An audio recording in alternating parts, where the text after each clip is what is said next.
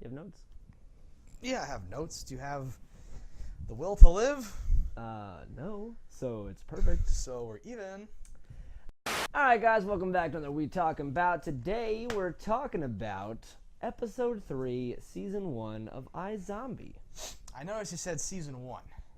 Because it's the first season. Talk to me about the details of Season 2. You said It exists. It's on Netflix. It's on Netflix? Correct. Didn't we just look at it and it wasn't on Netflix? No, it is. And it just came on Netflix? It was on Netflix since we started. I thought it was only 13 episodes. 13 episodes in the first season. Yeah.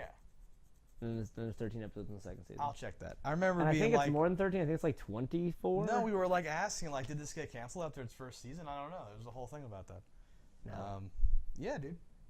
Like the day after we recorded the first one, I remember Monster saying like, "I would totally watch a second season because I'm invested." And I said, "There is a second season. It's on Netflix right now." And he said, "I proved I'm a liar. I would not watch the second season." You wouldn't. I don't know. Whatever. But there's a second season. Correct. What show is this on? What station is this on? CW, I believe. CW. Interesting. I have a negative association with that in my heart, and I don't know why. Episode 3 of iZombie. It begins with a nice little cold open of some kids. Yep, kids. Phone. Well, like a kid film students, is walking perhaps. through like a fucking thing, filming things, and looks shockingly good for a cell phone in the middle of the darkness. Yeah, I took but, them you to know, be film cell phones students are pretty or like good. aspiring filmy people or whatever. I did want him to die. He reaches his hand into like a tunnel or a mine shaft, Ditch of some sort. Water repository. Yes. Some sort of well, and he hears a noise and he takes a picture and he puts his hand in there. You think he's gonna die. He doesn't die. He takes a picture of a zombie. Because you hear like a rah! Noise or and whatever. it cuts to the opening cartoon bullshit. Should we just cut to what that actually is and what that means? Should we just get that out of the way? Sure. We don't have to talk about it again. So it turns out that picture that he took by sticking his hand into this well hole thing was of what looks like maybe a zombie or whatever. And since that's relevant for this show, because there are zombies on this show, it becomes a part of the thing. Liv sees the picture. They want to go investigate because maybe there's more zombies out there. Blah blah blah blah blah blah blah. They get there. It's Marcy. It is Marcy, the person that dragged her to this party in the first place. The one who she thought hated her but really invites her to a party. Remember that girl I thought wanted to kill me? She wanted me to go to a boat party. So she's in there. She's a zombie. How they found her was our lab tech dude set up some key searches for whenever the word zombie in Seattle comes up. Yeah. And that's how they found that picture from that dude who posted it on Facebook. Never said a Google alert, but every time I see that on a thing, I think about doing it. I found this episode to be kind of dry and lacking. It was dry and lacking. It had nothing for me. It didn't have any interesting zombie things, and it didn't have any interesting crime things. It was just kind of very run-of-the-mill. And this is very concerning. This is only our third data point, and already we're sort of out of because the first one had a lot of like the zombie-ish and the action-y stuff. Yep. Well, maybe I have them flipped, but depending on how you regardless, there was stuff happening in the first two episodes. In the third episode now, how you look at it, the well's running dry. Had a stronger, case, we learned no new zombie thing. things. Maybe you could argue we learned that people that don't get brains turn into zombies, but I think we 100% knew that already. And you can't be cured by eating more brains. Say, but now we know that eating the brains does not undo it. No, so once you go full zombo, full zombo. There's now additional, perhaps, drama surrounding her need for brains and his need for brains and brains in general. Our blonde friend, who I think is the only point of interest of this show, is barely in this episode. So Zombie Man, who I now know to be named Blaine. Sure. It's a horrible name. Yeah, it's all right. He's no David. David Blaine? But he is working magic in that he's not British on the show, but I think he might be British in real life. And that's what we're so good that we're picking up on the possibility of an accent. All right, just to go through the episode. Sure. Begins with her. She needs brains, as always. She decides to eat the brains of a quote-unquote boring guy. In my notes, I even put quotes around the word boring because they made such an obvious deal out of it. Blaine, by the way, does show up there, but it somehow goes okay. He doesn't really do anything bad. She kind of tells him off, and he's kind of like, the scene ends. And like, there's no problem with that. Everything's cool. But it turns out... Explains why it was blown off, kind of. Not really. Well, yeah, but he's like, he could do whatever he... I don't know. No, but she never mentions, I saw you dealing drugs, and he never mentions, like, bitch, the fuck. Right, so she says, hey, because he's like, what about those sweet, juicy brains you were going to hook me up with? And she's like, I think you're still the same, like, horrible person that you were before and your drug friends and all that stuff. But she doesn't say, as always with television or just things in general, she doesn't say, "I saw you the other day," and for him to say, "Wait, that might have looked like this." You don't understand those. Because Guys while were he did do hassling horrible me. things, Yeah. the things she thought he did, he didn't do. He didn't actually do that, right? And that's actually, not to delve too deeply into this, as a pet peeve of mine in general with things ever, because I would say roughly 1,000% of movies have like some sort of misunderstanding or 3 words or a bullshit text message thing. could have solved your problem. Someone walks in, they go, "I just can't," and it's like, no. Then you're like, "Wait, no, stop. This, you think this was this? It was not that." Or someone says that, like, listen. I can prove, like, come on, But everyone just goes, "I can't go back there because of this," and it's this dumb thing. Yeah. This is not really that. It's kind of whatever. He was obviously cheating. He hugged a girl. Right, when she comes in and opens the door and sees the hugging, it's like, "Oh no," and just turns around and leaves. You don't walk in like, "What the fuck?" Because that's are you what doing? cheaters do. They hug. No. Well, and you don't walk in and say, "What the fuck are you doing? Who is this?" You just assume and like take the flight back to somewhere, and you never go. Of course. I want them to be together. So this boring guy was actually a hitman. Yes. A trivia-loving hitman. There you go. Who's dead inside. Well, he's a sociopath. Yeah. Which, this comes at a perfect timing because she finds out the guy we don't like, her ex-fiancé, is seeing somebody. The person we already knew she was seeing, and she already knew she was seeing, but now it's Facebook official. Yeah. So so it's another week, it's another brain, it's another crime. The brain here has made her pick up the sociopathic traits, including not being particularly bothered by the fact that her ex-fiancé has moved on, as we suspected he would. The ex-fiancé is in this a bunch, and I was really hoping he would just never see him again. Yep. He comes up now like a few times, so it's like it's another time to hope that maybe this is the last bit of him, but maybe probably not. Each one of these does make that more possible, but I also think no. They seem to only use him in ways where you could decide that was the last we ever see of him, and then continue to use him. Of course. The roommate, is that her roommate or her sister? Or that is what? her roommate. So they're just friends. Yeah, not her sister. Why did I think it was her sister? Because her mother and fiance were always there? Probably. I don't know. She turns out to be like the prosecutor, like one of them. Yeah, I like mentally. I don't take notes, but I Yeah. wrote a little I underlined in my head where I wasn't what? taking notes, Yeah. saying convenient. Yeah, for this at least. Now she can help possibly everyone's career. Now she can help lots of people. Now she'll have an in on the prosecutor's office. She'll have an in the police station. She's a person in the morgue. She can solve any crime in the world. Soon she'll meet Superman. any She'll crime in find this out that her town. zombie blood is kryptonite. That would be neat. Soon. Supergirl's coming to Episode Netflix. 4. Okay, fiance is moving on, but she's so special she doesn't care. Yeah, it just felt very convenient this episode. Perfect. And this episode, I think for me at least, because I was giving it a lot of credit, because it's fine, things happen, whatever the fuck. But yes, now it's so many things came together that are so convenient and so flat, and it's just what the fuck. Yeah.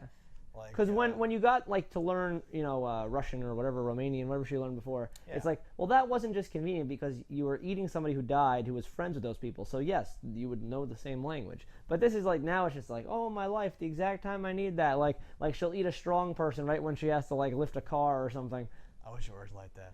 I don't know that it won't work that way in this. Speaking of which, so we learned about proper lifting form. It's not about actual strength. I wrote down a few things, and I don't want to talk directly into my mic, but he makes a note at some point. She's like, "I don't like being a sociopath," and her boss is like, "Well, you could eat this other brain and stop being a sociopath." Yeah. And I was like, "Oh, good." But you would lose the glimpses into this. But that answers one of our nagging questions of she's not accumulating all these powers. No, they're gone. Also, they touched upon another thing shortly after that, where she takes out of her purse a little more of the brain to refresh her juice it up. her detective whatever sociopathical. She even totally powers. knocks that into fact when she's later I could take this brain to lose my and she does not eat it to gain back her feeling. Was that fucking heartbreaking to you though? No. She threw out this awesome brain.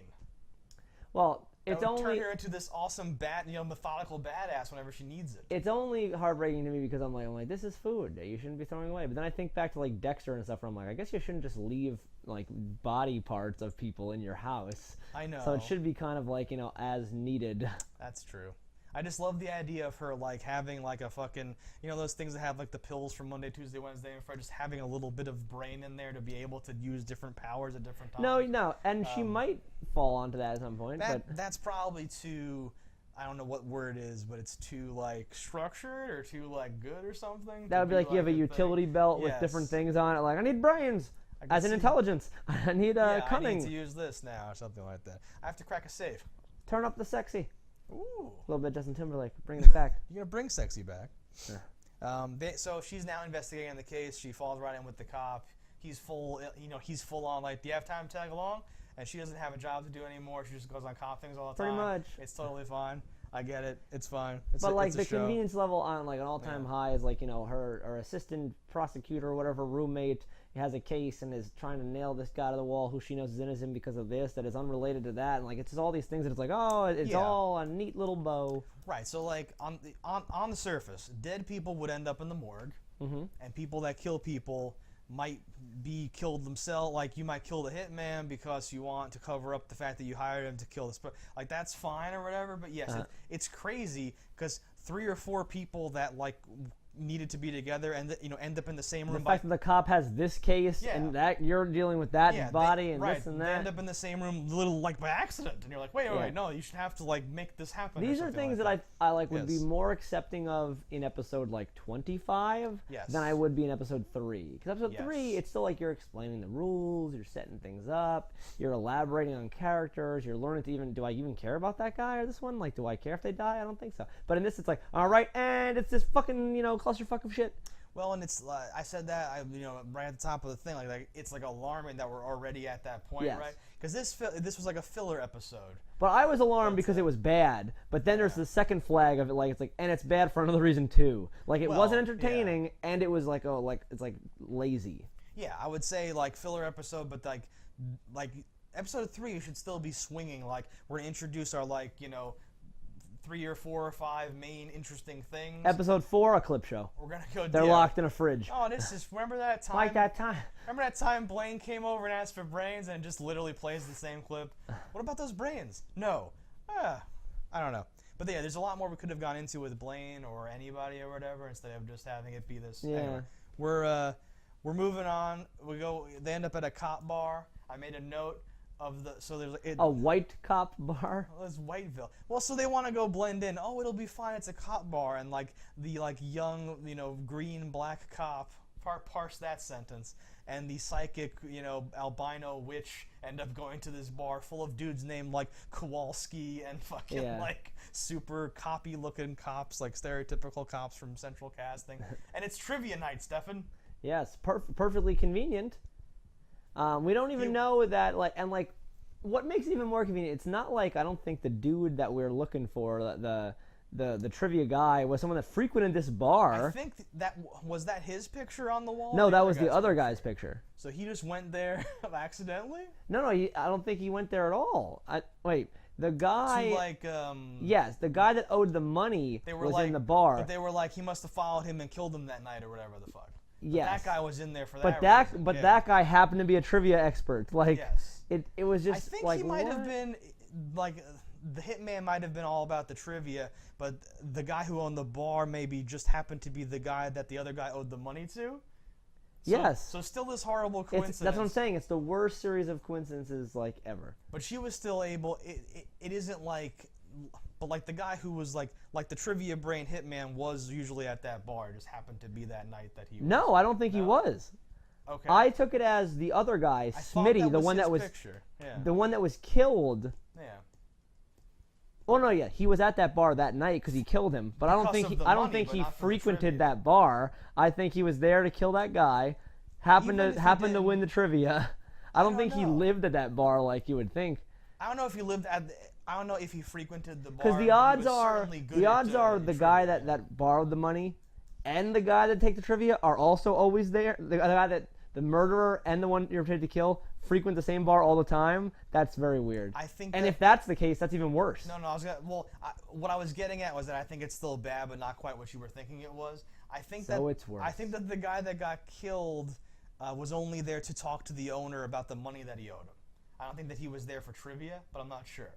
Maybe, but either way, that brings your victim to where your killer hangs out, to also where his guy he owes money is from.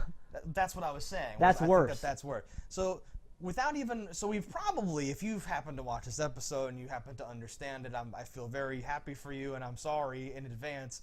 But we have all these characters where you never meet them when they're alive. They're just two nameless dudes, and she has the brain of one, the other one's dead, and you're meeting the wife. Wait, whose wife is that? There's all this stuff happening. It was not super well done in terms of, like, the way that this is supposed to work is you're supposed to have one dead guy whose brain you eat, and that's it. We had two dead people now, with that just muddied up the flow of, like, the whole case and all that ridiculous. Stuff. But she named their trivia team Piggy and the Brain. Yeah, which that's a quip. Which I liked. Okay, Smitty in the pictures. They go. Okay, then they proceed from there to go look. Hitman now is like house and stuff. They search it. The gun they find. She sees a vision of the car and all that stuff. So this we hadn't revealed yet. I think that she loses powers when she eats brains, because he says, like, can you draw a picture of the car that you saw? Yeah, and she couldn't do it very well. Yeah, well enough. Before I saw the picture, I thought, oh, she still has the power to draw or whatever. Yeah. But once you saw the picture, yeah, you were like, okay, maybe not. Fiancé shows up with a disadvantaged ute. Yes. With a missing person. Which is also just so, like, shoehorned and shitty. Yeah. He works with kids in the same city that you're solving crimes in all the time. Yeah, with homeless, drug addict youths who are easily going to be the target of a man looking for people that won't be missed. Should we just give that away now? Should we just cut that off? So this episode ends with Blaine, who I think you literally have not seen again since that moment. Or you haven't.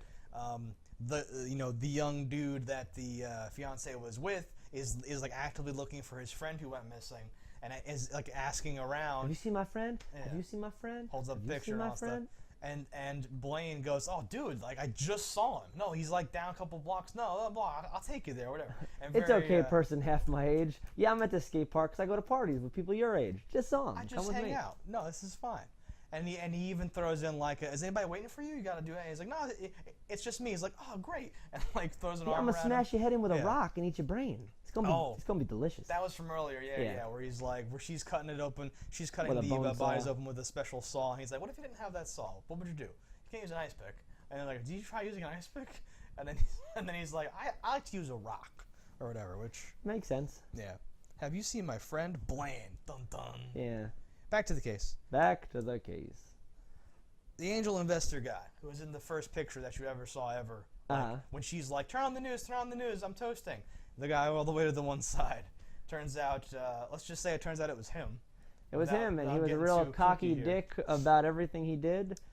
He did the cool, let's get out of here, like lawyer up, like awesome. Yeah, and has like seemingly an awesome lawyer, but just ignores everything he says and screws himself to the wall. I wrote down smarmy prick next to his name. I'm not even sure, like, those things always happen in TV shows, but I don't think you can just do that shit.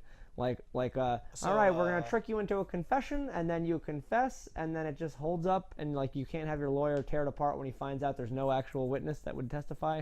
Right, so I think this is the kind of thing where I totally agree with you. I don't know the law, but I feel like there's, because, like, people say, like, no, he signed, but, like, this is a whole different topic, but, like, you can't sign a contract that violates your own civil rights or whatever the fuck. Yeah. So, like, you can't, I think later they can argue, well, he said that there was evidence, and you lied, and there is no evidence.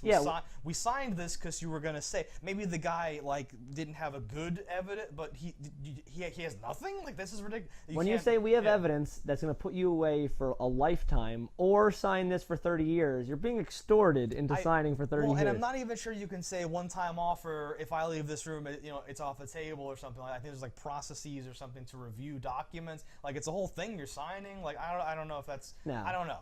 And like, he just signed. Like, they wrote it up already. Yes. You can write up somebody else's confession. Yes, but for TV, like, that all happens a lot, I guess. But I don't. I totally agree with you. And the fact that the show wasn't as good this week puts you into nitpick mode anyway. I knew though, like, when they had the window there, I'm like, that's the Indian guy dressed up in that outfit. I didn't know that it was him, but I knew it. I knew that it wasn't the real guy. Something about the way it was, because you couldn't see the face, but also something about the way that it was filmed or whatever. So we should say, in one of her visions, she sees that there was like a sanitation worker, garbage man, wearing a like particular orange, yellow vest thing, went up and like asked the guys to move when the hitman was talking to the smarmy prick. And since she had the vision, she knows what he said. And when she puts two and two together, like, well, a certain garbage man saw you, and you said this. Right. They drop little like these are the exact words you say. This is what happened. This is what you said. You were wearing this color shirt. And by the way, he's outside. And then the guy looks, and there's a fucking dude, but you can't see his face, so he doesn't know. And he goes, "Oh shit! Like they got me or whatever the fuck." They corner him, do all that stuff or whatever. Yeah. So this, I mentioned last episode, I'm a sucker for like the crime scene theater or like the crime scene party, whatever you want to call it. Not the crime scene, the like confession party. Sure. Confession party. And this was like a very like poor one of those. Yes. Because it relied on a lot of weird and like not good fucking things. Now, there was so much convenience and tropey bullshit in this episode. If episode 4 is like this, it's really, it will not be a joy finishing out this season. This is all 13 episodes. But I'm hoping that this episode was not, telling of what the future is. I hope that it's just, a bad episode happens. Yeah, I'm hoping next time will be a more Blainer-heavy episode, and we'll get more into some weird shit or whatever, and I hope that doesn't suck. I think this episode's, the goal of it was to possibly, honestly, this might have been to introduce the fact that the roommate is the prosecutor. That might have been the entire purpose of this whole... And so that when she walks in and says, I want you to sign this confession, like, you're supposed to go like, yeah, we got our team, and like, have, like, because that's literally all 5 of them are, like, doing a thing together. Whatever. I don't know. So... Has she ever explained to the roommate that, like, yeah, I'm a psychic... Like, does she even say, why are you in the room? Yeah, that's what I mean. Why are you here? A lot of things are sort of glossed over. Like, you're working with the cops now? I thought you were, like, unemployed and, like, depressed or whatever. She's like, I don't know. I'm there. We'll see. We'll see. And we'll see together next week on iZombie. Stay tuned for episode 4. Until then, don't die in a fire. Mic drop.